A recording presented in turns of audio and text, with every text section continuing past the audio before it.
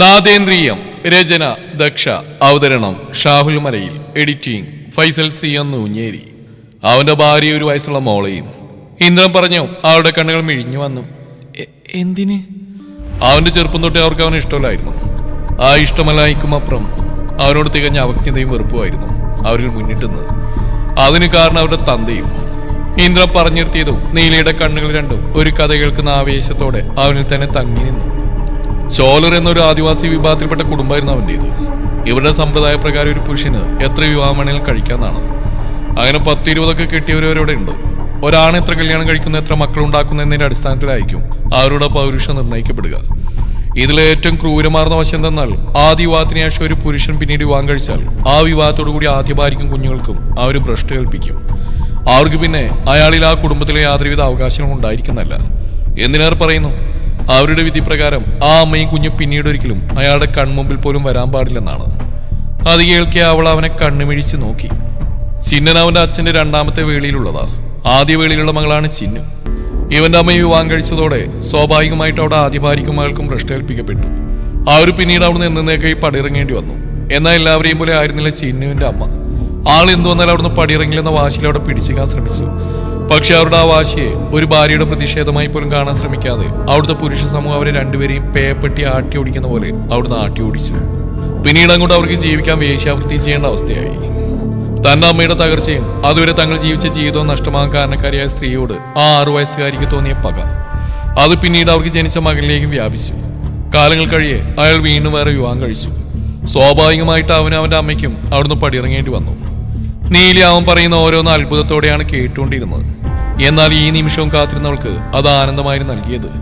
ചെറുതായിരിക്കുമ്പോൾ മുതൽ അവനെ ഒളിഞ്ഞും തെളിഞ്ഞു ഉപദ്രവിച്ചു പോകുന്നവൾക്ക് അന്നു മുതൽ ഒരു ഒളിമറയുമില്ലാതെ അവനെ ഉപദ്രവിക്കാനുള്ള അവകാശം കുറിച്ച് നൽകപ്പെട്ട ദിനമായിരുന്നു അത്. അവളത് നന്നായിട്ട് തന്നെ വിനിയോഗിച്ചു. അവൾ വളരുന്നതിനനുസരിച്ച് അവളിലെ പകയും അധികരിച്ചു. ഇപ്പൊ നിന്നോട് അവൻ കാണിക്കുന്ന പല ചേഷ്ടകളും അവൻ അവന്റെ ചെറുപ്പകാലത്ത് അവരിൽ നിന്ന് നേരിട്ടവയാ. നിനക്ക് ചിന്തിക്കാൻ കഴിയാത്തത്ര ഉപദ്രവം അവരുടെ ഭാഗത്തുനിന്ന് അവനെ നേരിടേണ്ടി വന്നിട്ടുണ്ട്. അവൻ അവളെ നോക്കി പറഞ്ഞു. ആ ചെറിയ പ്രായത്തിൽ സംഭവിച്ച ചില സംഭവവികാസങ്ങളുടെ അവശേഷിപ്പ് പോലെ ബുദ്ധിപരമായ ചില വൈകൃതങ്ങൾ ഇന്നും അവരിൽ നിലകൊള്ളുന്നുണ്ട്. വലുതായതിനു ശേഷം അവനുള്ള അവരുടെ സമീപനത്തിന് മാറ്റമൊന്നും ഉണ്ടായില്ല. അവന്റെ ആ വൈകൃതങ്ങള് അവർ നന്നായി തന്നെ മുതലെടുത്തു. ആളുകൾക്കിടയിൽ അങ്ങനെ ഒരു പട്ട അവന് ചാർത്തി നൽകി. പക്ഷേ 2 ജീവനുകൾ എടുക്കാൻ മാത്രം ശക്തി അവരിലെ പകക്കുണ്ടായിരുന്നെന്ന കാര്യം അവൻ മനസ്സിലാക്കിയത് അവന്റെ ഭാര്യയുടെയും കുഞ്ഞിന്റെയും മരണശേഷമാണ്. ഇന്ദ്ര പറഞ്ഞിരുത്തിക്കൊണ്ട് നീലിയെ നോക്കി. അത്യധികം ആകാംക്ഷയോടെ തന്നെ ശ്രമിച്ചുകൊണ്ടിരിക്കുന്നവളെ കാണെ അവൻ ബാക്കി പറഞ്ഞു തുടങ്ങി. ഒരു വേല ദിവസം രാത്രി വേല കഴിഞ്ഞ് മടങ്ങിയെത്തിയവനെ വരവേറ്റത് ആളിക്കത്തുന്ന കൂരയായിരുന്നു. സ്വന്തം ഭാര്യയും കുഞ്ഞും അഗ്നിയിൽ കിടന്ന് വെന്ത് വെണ്ണീറാവുന്ന അവർ നിസ്സഹായനായി നോക്കിയിരിക്കേണ്ടി വന്നു. എന്നാൽ ആളുകൾ അതിന് മറ്റു രീതിയിലാണ് വ്യാഖ്യാനിച്ചത്. അവന് രണ്ടാമതൊരു വേളി കഴിക്കാൻ വേണ്ടി അവൻ മനഃപൂർവ്വം അവന്റെ ഭാര്യയും കുഞ്ഞിനെ അതിനകത്തിട്ട് ചുട്ടുവന്നാണെന്നുള്ള രീതിയിൽ ആ വാർത്ത അവിടെ പരന്നു. അതിന് ചുക്കാൻ പിടിച്ച അവന്റെ ചേച്ചി എന്ന് പറയുന്നത് തന്നെയാ. ഇന്ദ്രന്റെ മുഖത്ത് പുച്ഛം നിറഞ്ഞു. സമുദ്രത്തിയ ഒരു നിമിഷത്തിന്റെ തോന്നലിൽ അവൻ അവരവിടെ അത്രയും ആളുകൾക്ക് മുമ്പിൽ വെച്ച് വെട്ടുകത്തിക്കൊണ്ട് വെട്ടിക്കൊല്ലുകയായിരുന്നു.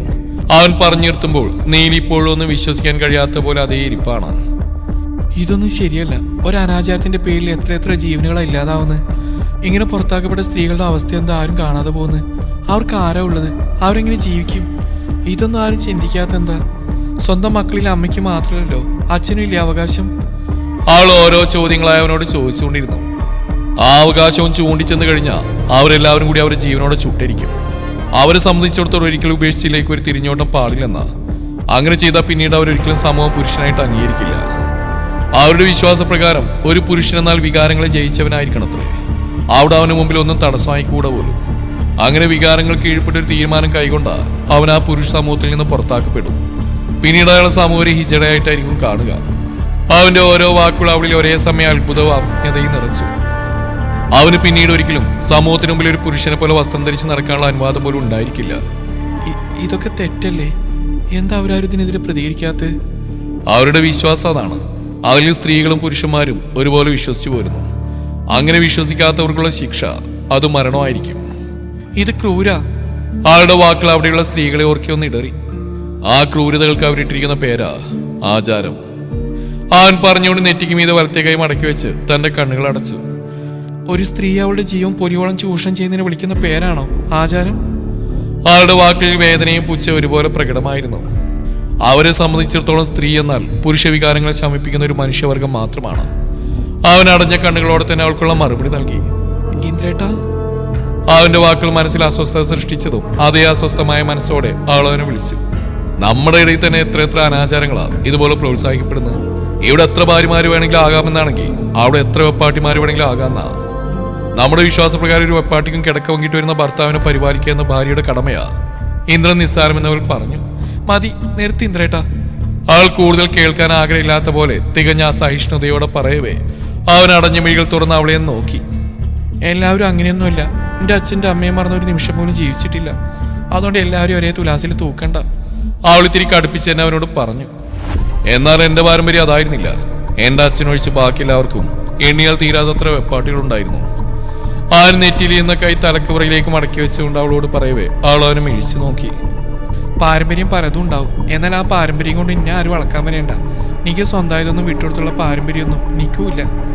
അതിപ്പോ എനിക്കത് കൈവശം വയ്ക്കാൻ അധികാരമില്ലെങ്കിൽ കൂടി. അവൾ അലസമായി എന്നാൽ വാക്കുകളിൽ ദൃഢത ഒളിപ്പിച്ച് പറഞ്ഞുകൊണ്ട് കിടക്കയിലേക്ക് കയറി അവൻ എതിർവശം ചെരിഞ്ഞു കിടന്നു. അവളുടെ ആ പറച്ചിലും കിടത്തുമെല്ലാം അവനിൽ പുഞ്ചിരി വിരിക്കാൻ കാരണമായി. നങ്ങേലി ചുണ്ടുകൾ അത്രയും ഭംഗിയോടെ വിടരുന്നതിനൊപ്പം അവന്റെ ഉള്ളവും കുറുമ്പോടെ മൊഴിഞ്ഞു. പാരമ്പര്യാണത്രേ, ഇങ്ങ് വരട്ടെ, അതുകൊണ്ട് സിംഹത്തിന്റെ വാറർക്കും ഞാൻ. അവൾ പിരിവൃത്തിക്കൊണ്ട് കണ്ണുകൾ അടച്ചു. അവിടെയല്ല, ഇവിടെയാണ് ഞാൻ ഉള്ളത്. എന്തെങ്കിലും പറയാനുണ്ടെങ്കിൽ അത് ഇങ്ങോട്ട് തിരിഞ്ഞാവാം. പൊട്ടി വന്ന് ചിരി ഒതുക്കിക്കൊണ്ട് അവൻ ആൾക്കരികിലേക്ക് ചേർന്ന് കിടന്നുകൊണ്ട് ഗൗരവത്തിൽ പറഞ്ഞതും ചെവിയിൽ തട്ടി അവന്റെ ശ്വാസച്ചൂടിൽ അവളൊന്ന് പൊള്ളിപ്പിടഞ്ഞു. ഞാനൊന്നുമില്ല. ആൾ വിക്കലോടെ പറഞ്ഞുകൊണ്ട് കണ്ണുകൾ ഇറുക്കി അടച്ചു. എന്നാ പിന്നെ പിറൂർക്കാതെ കിടന്നുറങ്ങി പോത്തെ. അവൾ നിശ്വാസം പോലെ പറഞ്ഞുകൊണ്ട് അവളിലേക്ക് കുറച്ചുകൂടി ചേർന്ന് കിടന്നു. ദേവി. അവന്റെ ആ സാമീപ്യം പടർത്തിയ വിറയിലോടെ അവൾ ഉള്ളാരെ വിളിച്ചുപോയി. എന്താണോ കാര്യങ്ങള്? മേഘം തനിക്കുമ്പിൽ നിൽക്കുന്ന കാര്യസ്ഥൻ കൃഷ്ണനെ നോക്കി ഗൗരവം ചോദിച്ചുകൊണ്ട് വയലിലൂടെ മുന്നോട്ട് നടന്നു. നമ്മൾ ഉദ്ദേശിച്ചിലും വലിയ കാര്യങ്ങൾ അണിയറയിൽ ഒരുങ്ങുന്നെന്നാ എനിക്ക് അറിയാൻ കഴിഞ്ഞ മായിക്കുഞ്ഞേ. അയാൾ അവനോട് ഉത്തരം നൽകിക്കൊണ്ട് അവനോടൊപ്പം തന്നെ മുന്നിലേക്ക് നടന്നു. അതെന്താണോ നാൽപ്പാട്ട ശങ്കരൻ തമ്പിക്ക് അണിയിച്ചൊരുക്കാൻ മാത്രം ഇത്രയും വലിയ കാര്യം? മേഘൻ ഉടുത്തിരുന്ന മുണ്ടൊന്ന് മടക്കി കുത്തിക്കൊണ്ട് തന്റെ കാര്യസ്ഥനോട് തിരക്കി. അതെനിക്ക് കിട്ടിയ വിവരം അനുസരിച്ച് അയാൾ ഏത് വിധനെയാ ടീച്ചർ കുട്ടിയെ കടത്താൻ കച്ച കെട്ടി ഇറങ്ങിയിരിക്കുക. അതിനുവേണ്ടി എന്ത് പോകിരിത്തരം ചെയ്യാൻ അവർ തയ്യാറായി നിൽക്കുക. എന്താണാവോ ഊന്നുമണിയുടെ പ്ലാൻ? അതിനെപ്പറ്റി കൂടുതലൊന്നും അറിയാൻ കഴിഞ്ഞില്ല ചെറിയബ്രാനെ. ഉത്സവം കുടിയേറുന്നതിന് മുന്നേ ആ പെൺകൊച്ചിനെ കടത്തണമെന്ന് അവർ തീരുമാനിച്ചിരിക്കുന്നു. അതിനുവേണ്ടി എന്തൊക്കെയോ ചെയ്തു കൂട്ടുന്ന തിരക്കിലാ അങ്ങേരും ആ വിക്കൻ തമ്പുരാനും. അതെന്താണോ ഉത്സവത്തിന് മുന്നേ ഒരു കടത്തല്? ഉത്സവം കഴിഞ്ഞിടത്തിലെന്താ കുഴപ്പം? അതൊന്നും എനിക്കറിയില്ല. എന്നോട് പറഞ്ഞനുസരിച്ച് ഉത്സവത്തിന് മുന്നേ തന്നെ ആ പെൺകൊച്ചിനെ കടത്തുന്ന അറിയാൻ കഴിഞ്ഞ്. അതങ്ങനെ തന്നെ വേണമെന്ന് എന്തോ വാശിയുള്ള കൂട്ടാ നാൽപ്പാട്ടക്കാരൻ അവരുടെ പെരുമാറ്റവും ഭാവില്ലെന്ന് എന്നോട് അയാൾ പറഞ്ഞു. പിന്നെ വേറൊരു കാര്യം എന്താച്ചാ, ഇതിൻ്റെ ഇടയിൽ എപ്പോഴും ആ പെൺകൊച്ചിനെ കടത്താൻ അവർ ശ്രമിച്ചിരുന്നു അത്രേ. അയാളത് പറയവേ മേഘന അയാളെ നെറ്റി വിളിച്ചെന്ന് നോക്കി. ആ വേലു വഴി SI ദാമോദര വഴിയും അവരതിന് ശ്രമിച്ചിരുന്നു പോലും. അയാൾ ചുറ്റിനും വന്ന് കണ്ണുകളാൽ നിരീക്ഷിച്ച് തങ്ങൾക്കരികിൽ ആരുമില്ലെന്ന് ഉറപ്പുവരുത്തിക്കൊണ്ട് അവനോട് അടക്കം പറഞ്ഞു. പക്ഷേ അന്നത് ഫലം കാണാതെ പോയതുകൊണ്ട് അവര് പുതുതായിട്ട് എന്തോ മനസ്സിൽ കണ്ടിട്ടുണ്ടത്രേ. എത്രയും പെട്ടെന്ന് അതിനെ അവരുടെ പിടിയിൽ ഒതുക്കണമെന്ന മട്ട കാരണവർക്ക്. എന്തു വന്നാലും ആ പെൺകുട്ടി ഉത്സവം താണ്ടില്ലെന്ന് അയാൾ എന്നോട് പറഞ്ഞു. പിന്നെ വേറൊരു കാര്യം എന്താച്ചാ, അയാളത് പറയാൻ വന്നിട്ട് പിന്നെ പറയണോ വേണ്ടേ എന്നൊരു പരിങ്ങിലോട് അവന് മുമ്പിൽ നിന്നു. എന്താണോ എന്താ താൻ പറയാൻ വന്നിട്ട് പിന്നെ പരിങ്ങുന്നു? ഇങ്ങനെ കിടന്ന് പരിങ്ങി കളിക്കാൻ മാത്രം എന്താ താൻ എന്നോട് പറയാൻ വന്ന്? മേഘൻ തനിക്കുമ്പിൽ നിന്ന് പരിങ്ങി കളിക്കുന്ന കാര്യസ്ഥൻ കൃഷ്ണയെ ഒന്ന് ചൂട് നോക്കിക്കൊണ്ട് ചോദിക്കവേ അയാളിൽ നേരത്തെ ഉണ്ടായിരുന്നതിൽ കൂടുതൽ പരിഭ്രമം സ്ഥാനം പിടിച്ചു. അത് ചെറിയമ്പുരാനൊന്നും തോന്നരുത്. അയാൾ മുൻകൂർ ജാമ്യം എന്നോട് അവനോട് പറഞ്ഞു. താൻ കാര്യം പറയണോ? തോന്നണോ വേണ്ട എന്നൊക്കെ അത് കേട്ട് കഴിഞ്ഞതിന് ശേഷം ഞാൻ തീരുമാനിച്ചോളാം. അവൻ മീശൊന്ന് പിരിച്ചു വെച്ചുകൊണ്ട് അയാൾ നോക്കി പറഞ്ഞു. അത് കുഞ്ഞാ പെൺകൊച്ചിനെ ചന്ദ്രമംഗലത്തേക്ക് കൂട്ടിക്കൊണ്ടുവന്നതിൽ പിന്നെ നാൽപ്പാട്ടക്കാരൻ അവർക്ക് തീരെ സ്വസ്ഥതയില്ലത്രേ. അതെന്താണോ അങ്ങേരെ അവൾ ആ പെണ്ണുണ്ണി ചിത്തുവിനെ കൊണ്ട് കെട്ടിക്കാന്ന് വല്ല ശബ്ദവും ചെയ്തായിരുന്നോ? അവൻ ചുണ്ടുകൂട്ടിക്കൊണ്ട് അയാൾ നോക്കി ചോദിച്ചു. അതൊന്നും ഇല്ല എന്നാ അറിഞ്ഞത്. അയാൾ അവനെ നോക്കി പരിങ്ങിലോടെ പറയവേ അവന്റെ നെറ്റിയിൽ ചുളിവുകൾ പ്രകടമായി. പിന്നെ എന്തിനാണോ ആ കാവടി തന്ന എന്റെ പെണ്ണിന്റെ പുറകിൽ കൂടിയിരിക്കുന്നേ? അവൻ നുരഞ്ഞു വന്ന കോപത്തെ പല്ലുകളാൽ ഞെരിച്ചമർത്തിക്കൊണ്ട് അയാൾ നോക്കി ചോദിച്ചു. അവന്റെ ആ എന്റെ പെണ്ണ് എന്ന പ്രയോഗം കേൾക്കെ കാര്യസ്ഥൻ കൃഷ്ണന്റെ കണ്ണുകളൊന്നും മെഴിയാതിരുന്നില്ല. കാര്യം അവൻ അവളോടൊരു ചായ ഉണ്ടെന്ന് അറിയാമായിരുന്നെങ്കിലും അത് ഇത്ര പെട്ടെന്ന് അവരിൽ നിന്ന് പുറത്തിയാടുമെന്ന് അയാൾ വിചാരിച്ചില്ല. ഞാൻ ചോദിച്ചിട്ടില്ലേ താൻ ആ കാവടിയും കൂട്ടി എന്തിനാണ് എന്റെ പെണ്ണിന്റെ പുറകെ കൂടിയിരിക്കുന്നതെന്ന്? അവൻ ഒരിക്കൽ കൂടി തന്റെ ചോദ്യാൾക്ക് നേരെ തൊടുത്തു വിട്ടു. അതിനെപ്പറ്റി കൂടുതലൊന്നും എനിക്കറിയില്ല തമ്പുരാൻ കുഞ്ഞെ. പക്ഷെ അറിഞ്ഞ ചിലത് ഞാൻ പറയാം. അയാൾ ഭവ്യതയോടെ പറഞ്ഞു. അവൻ അയാളുടെ വാക്കുകൾക്ക് ആകാംക്ഷയോടെ ചെവി കൊടുത്തു. നാൽപ്പാട്ട വല്യമ്പുരാന് ഇന്ന് ഏറ്റവും കൂടുതൽ ഭയക്കുന്ന ഒരു കാര്യമുണ്ട്. അത് ആ പെൺകൊച്ചിന്റെ കഴുത്തിൽ താലിയേറുന്ന നിമിഷാണത്രേ. അയാളുടെ വാക്കുകൾക്ക് അവന്റെ മുഖത്ത് നേരത്തെയും ചുളികൾ പടത്താൻ കഴിഞ്ഞിരുന്നു. ആ പെൺകൊച്ചിന്റെ വിവാഹം അതൊരിക്കലും നടക്കരുതത്രേ. അതെന്താണോ അങ്ങനെ? അവളുടെ വിവാഹം അത് നടന്നാലില്ലെങ്കിൽ അത് അയാളെ ബാധിക്കേണ്ട കാര്യം എന്താ? നാൽപ്പാണ്ട് ശിവശങ്കരൻ തമ്പി ഇത്ര ഭയക്കാൻ മാത്രം എന്താ അതിൽ ഒളിഞ്ഞിരിക്കുന്നത്? മേഘൻ തന്റെ കൂർമ്മദൃഷ്ടി അയാൾ തളച്ചിട്ടുകൊണ്ട് ഗൗരവപൂർവ്വം തിരക്കി. അതെനിക്കറിയില്ല, പക്ഷെ ഒരു കാര്യം എനിക്ക് നല്ല വ്യക്തമായിട്ട് അറിയാം. ആ പെൺകൊച്ച് നമ്മുടെ ചന്ദ്രമംഗലത്ത് തമ്പുരാൻ കുഞ്ഞിന്റെ തണലിൽ നിൽക്കുന്നിടത്തോളം അതിന് ആപത്തൊന്നുമില്ല. പക്ഷേ അതൊരിക്കലും ശാശ്വതമല്ല. ഏത് നിമിഷവും അതിനെ അവിടെ നിന്ന് പുറത്തിയാടിക്കാനുള്ള കാര്യങ്ങൾ അവരുടെ ഭാഗത്തുനിന്ന് പ്രതീക്ഷിക്കാമെന്ന് എന്നോട് അയാൾ പറഞ്ഞ്. കൊടിയേറ്റത്തിന് മുന്നേ അതിന്റെ കാര്യത്തിൽ ഒരു തീരുമാനം ഉണ്ടാവുന്ന മട്ടാത്രേ ആ കാരണവർക്ക്. അയാൾ പറഞ്ഞനുസരിച്ച് ആ കാരണവർ ഇക്കണ്ടത്രയും ചെയ്തു കൂട്ടുന്ന ആ പെൺകൊച്ചിനെ എന്തോ ഉപയോഗിക്കാൻ വേണ്ടിയാ. പക്ഷെ അതെന്താണെന്ന് മാത്രം എത്ര ചോദിച്ചിട്ട് അയാൾ എന്നോട് പറഞ്ഞില്ല. പിന്നെ എന്നോട് പ്രത്യേകം എടുത്തു പറഞ്ഞൊരു കാര്യം തന്നാ, ആ കുട്ടിയുടെ കഴുത്തിൽ വീഴുന്ന താലിക്ക് മാത്രമേ അതിന് ഇതിൽ നിന്ന് രക്ഷിക്കാനാവൂത്രേ. അത് സുമംഗലിയായി കഴിഞ്ഞാൽ മാത്രമേ ആ കഴുകൻ കൂട്ടങ്ങൾ അതിനെ കൊത്തി വലിക്കാതിരിക്കൂത്രേ. അയാൾ അത് പറഞ്ഞു. മേഘന്റെ ഉള്ളിൽ ഒരുപാട് ചോദ്യങ്ങൾ കൂടുകൂട്ടാൻ ആരംഭിച്ചിരുന്നു. കാവടിയുടെ ആഗ്രഹം അതാണെങ്കിൽ അതങ്ങ് നടത്തി കൊടുത്തേക്കാം അല്ലേ? മേഘൻ എന്തോ ആലോചിച്ച് ഉറപ്പിച്ചപ്പോൾ പറഞ്ഞൊന്ന് ചിരിച്ചുകൊണ്ട് തന്നെ മീശയൊന്ന് പിരിച്ചു. പിന്നെ ഒരു കാര്യം കൂടി അയാൾ അവനടുത്തേക്ക് വന്നിട്ട് പറഞ്ഞു. ഇനിയെന്താ? അത് ഈ വിവരങ്ങളെല്ലാം എനിക്ക് ചോർത്തിയെന്ന് ആരാന്ന് അവിടെ ഉള്ളവർ ഒരിക്കലും അറിയരുത് നിന്നോട് അയാൾ പ്രത്യേകം പറഞ്ഞു. അത് കേൾക്കി അവനൊന്ന് ചുണ്ടുകൂട്ടി ചിരിച്ചു. ഒരിക്കലും എന്റെ ഭാഗത്തുനിന്ന് അങ്ങനെയൊന്നും ഉണ്ടാവില്ലെന്ന് എനിക്ക് ഉറപ്പ് പറയാൻ ഒക്കില്ലടോ. അതുകൊണ്ട് ഈ വിവരങ്ങളെല്ലാം തന്നെ അറിയിച്ചത് ആരാണോ അയാളോട് പെട്ടിയും എടുത്ത് റെഡി ആയിട്ട് ഇരുന്നോളാൻ പറഞ്ഞേക്ക്. കാരണം ഏത് നിമിഷവും നാൽപ്പാണ്ട് തറവാട്ടിലേക്ക് എൻ്റെ ഒരു വരവ് പ്രതീക്ഷിക്കാം. അതിന് വേണ്ടതെല്ലാം ഊന്നുവടിയും പണയും ചേർന്ന് ഒരുക്കുന്നുണ്ട്. അപ്പൊ പിന്നെ എനിക്ക് അവിടേക്ക് ചെല്ലാതിരിക്കാൻ ഒക്കില്ലല്ലോ. പ്രത്യേകിച്ച് അവർ വട്ടവിട്ട് പറക്കുന്നത് എന്റെ ചിറകിനടിയിൽ ഞാൻ ഒളിപ്പിച്ച് ഒന്നിനു വേണ്ടിയാവുമ്പോ. അവനത് പറയവേ ആ കണ്ണുകളിൽ അത്രയും ശിവശങ്കരൻ തമ്പിയെ ചുട്ടരിക്കാനുള്ള ചെയ്ത് ഒരുങ്ങിക്കഴിഞ്ഞിരുന്നു. ആ തീച്ചൂളയിലേക്ക് അയാളെ വലിച്ചിഴക്കുന്ന രംഗം മുന്നിൽ കണ്ടപ്പോൾ അവന്റെ ചുണ്ടിന്റെ കോണിൽ പൈശാചികം മാറുന്നൊരു ചിരി വിടർന്നു. അതുകൊണ്ട് താൻ അയാളോട് പറഞ്ഞേക്ക്, എടുക്കേണ്ടതൊക്കെ എടുത്ത് വേഗം സ്ഥലം വിട്ടോളാൻ. ഇല്ലെങ്കിൽ അങ്കത്തട്ടിൽ ആദ്യം വീഴുന്ന രക്തത്തുള്ളി അത് അയാളുടേതായിരിക്കും. മേഘന അയാളെ നോക്കി ധാർഷ്ട്യം നിറഞ്ഞ ഭാഗത്തോടെ പറഞ്ഞുകൊണ്ട് അവിടുന്ന് പിന്തിരിഞ്ഞടന്നു. അങ്ങനെയല്ല ഇങ്ങനെ ആൾ പറഞ്ഞുകൊണ്ട് കുട്ടികൾക്ക് മുന്നിൽ ആ ഭാഗം ഭംഗിയിൽ കളിച്ച് കാണിച്ചു കൊടുത്തു. വൈകുന്നേരത്തെ നൃത്ത ക്ലാസ്സിനിടയിലാണ് അവൾ. പഠിപ്പിക്കുന്ന ഓരോ അടവുകളും കുട്ടികൾ പെട്ടെന്ന് പഠിച്ചെടുക്കുന്നത് കൊണ്ട് തന്നെ അവൾക്ക് കൂടുതൽ അവരോട് മല്ലടിക്കേണ്ടി വരാറില്ല. കുട്ടികളെല്ലാവരും വളരെ നന്നായി തന്നെ അവൾ പഠിപ്പിച്ചു കൊടുക്കുന്ന ഓരോ അടവുകളും ഭംഗിയിൽ തന്നെ കളിക്കുന്നുണ്ട്. ഇനി ഞങ്ങൾ കളിച്ചോളാം ടീച്ചറെ. അവൾ കാണിച്ചു കൊടുത്ത അളവ് മനസ്സിലായിക്കൊണ്ട് ഒരു കുട്ടി പറഞ്ഞു. അവൾ തന്റെ ഇരിപ്പിടത്തിലേക്ക് പോയിരുന്ന് കൊട്ടിപ്പാടാൻ തുടങ്ങി. അവരതിനനുസരിച്ച് മനോഹരമായി തന്നെ ചുവടുകൾ വെച്ചുകൊണ്ടിരുന്നു.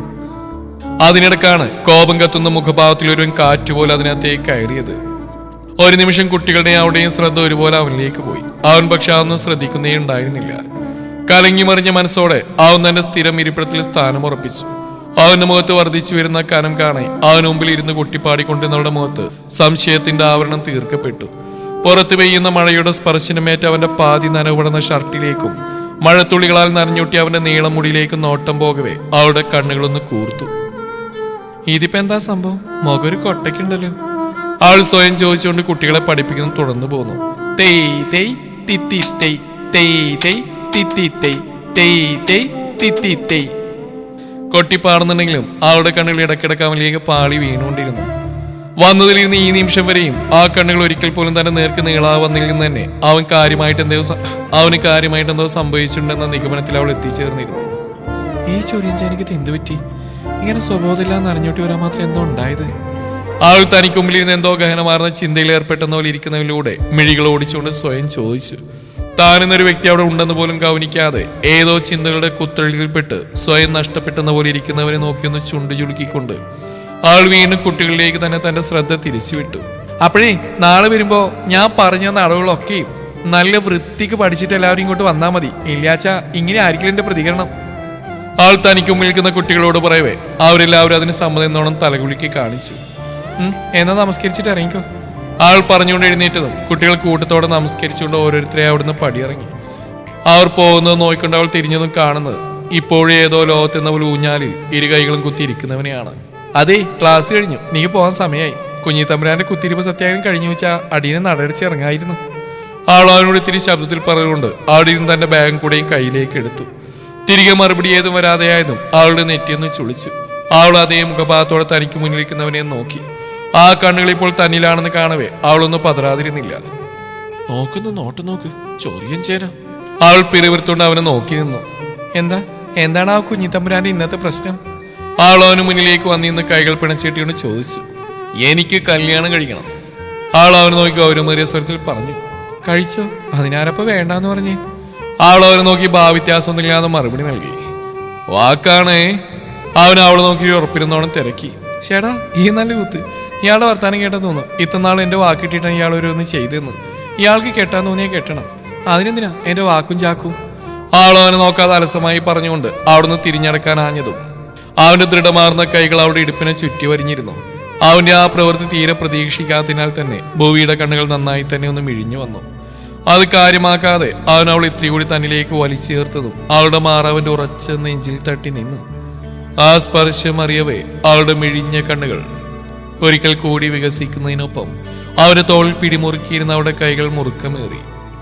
ഇനി ചോദിച്ചില്ല അറിഞ്ഞില്ല എന്നൊന്നും എന്റെ ഭൂമി പറഞ്ഞേക്കരുത്.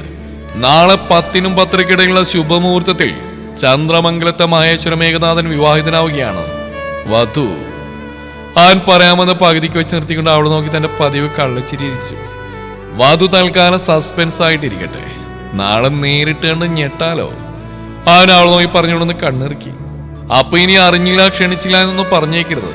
എന്റെ യക്ഷി കുഞ്ഞ് നേരത്തെ കൂട്ടി അങ്ങ് രജിസ്റ്റർ ഓഫീസിലേക്ക് വന്നേക്കണം. ഇല്ലേ വേണ്ട, നീ റെഡിയായി നിന്നോ, നാളെ ഞങ്ങൾക്കൊപ്പം ഇറങ്ങാലോ. അവനെ താളത്തിൽ പറഞ്ഞുകൊണ്ട് അവളുടെ മുഖത്തേക്ക് വീണ കിടന്ന മുഴിഴകൾ ചെവിക്ക് പുറകിലേക്കായി മാടി ഒതുക്കി കൊടുത്തു. അവൾ അതൊന്നും അറിയുന്നേയില്ല. മനസ്സിപ്പോഴും അവൻ ആദ്യം പറഞ്ഞിൽ ഉടക്കി കിടക്കുകയാണ്. നാളെ വരാതിരിക്കരുത്. വധുവിന്റെ ഭാഗത്ത് നിന്ന് ഒപ്പുവെക്കാൻ എന്റെ പെണ്ണിന് അധികാരമില്ലേ? അവൻ പറഞ്ഞുകൊണ്ട് അവളെ വിട്ടകന്ന് നേരെ നിന്നു. അവൾ ഇപ്പോഴും കേട്ടെന്ന് വിശ്വസിക്കാൻ കഴിയാതെ അവന്റെ മുഖത്തേക്ക് തന്നെ ഉറ്റു നോക്കുകയാണ്. എനിക്കറിയാം, ഞാൻ നിന്നെ ഒരുപാട് ബുദ്ധിമുട്ടിച്ചിട്ടുണ്ട്. ആ ബുദ്ധിമുട്ടുകൾക്കെല്ലാം ഇതിലൂടെ ഞാൻ പരിഹാരം കണ്ടോളാം. നാളത്തോടെ ഈ ശല്യത്തിന്റെ കാര്യത്തിൽ ഒരു തീരുമാനം ഉണ്ടാകാൻ പോവല്ലേ? അവൻ അവളെ നോക്കി അല്പം നാടകീയമായി തന്നെ പറഞ്ഞു. ആ, നിന്നെ കെട്ടണമെന്നായിരുന്നു എനിക്ക്. പക്ഷെ പറഞ്ഞിട്ടെന്താ, നിനക്കെന്നെ വേണ്ടല്ലോ. സാറില്ല, ഇത് ഇങ്ങനെ അവസാനിക്കാനായിരിക്കും വിധി. അല്ലെങ്കിലും ചിലത് അങ്ങനെയാ. നമ്മൾ എത്ര ആഗ്രഹിച്ചാലും കാര്യങ്ങൾ നമ്മൾ വിചാരിച്ചു കൂട്ട് വരണമെന്നില്ല. അവൻ സങ്കടഭാഗത്തിൽ പറഞ്ഞുകൊണ്ട് അവിടുന്ന് പിന്തിരിഞ്ഞടക്കവേ അവളുടെ മനസ്സ് അപ്പോഴേക്കും കെട്ടുപൊട്ടിയ പട്ടം കണക്ക് പാറി തുടങ്ങിയിരുന്നു. അതേ, മുഹൂർത്ത സമയം മറക്കണ്ട. 10-നും 10:30 കിടക്ക്. സമയത്തിന് തന്നെ ഒരുങ്ങി നിന്നേക്കണേ. ഈ കല്യാണം മുടങ്ങിയാ പിന്നെ എന്റെ കല്യാണം ഈ നൂറ്റാണ്ടിലൊന്നും ഉണ്ടാവില്ലെന്നാ ജ്യോത്സ്യം പറഞ്ഞേക്കുന്നത്. അവൻ ഏതോ ലോകത്തെന്ന പോലെ നിൽക്കുന്നവളെ നോക്കി വിളിച്ചു പറഞ്ഞുകൊണ്ട് തിരികെ നടന്നു. നാളത്തോടെ നിന്നെ ഞാൻ എന്നേക്കുമായി തളക്കുവേടി വടയക്ഷി. നിനക്ക് എന്നെ കെട്ടണ്ട അല്ലടി ഭൂമി. മര്യാദക്ക് പുറകെയാണെന്ന് ഇഷ്ടം പറഞ്ഞപ്പോ ഞാൻ നിനക്ക് ചൊറിയാൻ ചേന അല്ലടി. എന്നാലേ നിന്നെ ഈ ചൊറിയൻ ചേന തന്നെ കേട്ടുടി മുട്ടക്കണ്ണി. ആ തിരിഞ്ഞടക്കുന്നതിനിടെ ഒരു കള്ളച്ചിരിയോടെ മീശ വിരിച്ച് സ്വയം പറഞ്ഞുകൊണ്ട് അവിടുന്ന് നടന്നകന്നു. തുടരും ഈ കഥയുടെ ബാക്കി ഭാഗം നാളെ ഇതേ സമയം.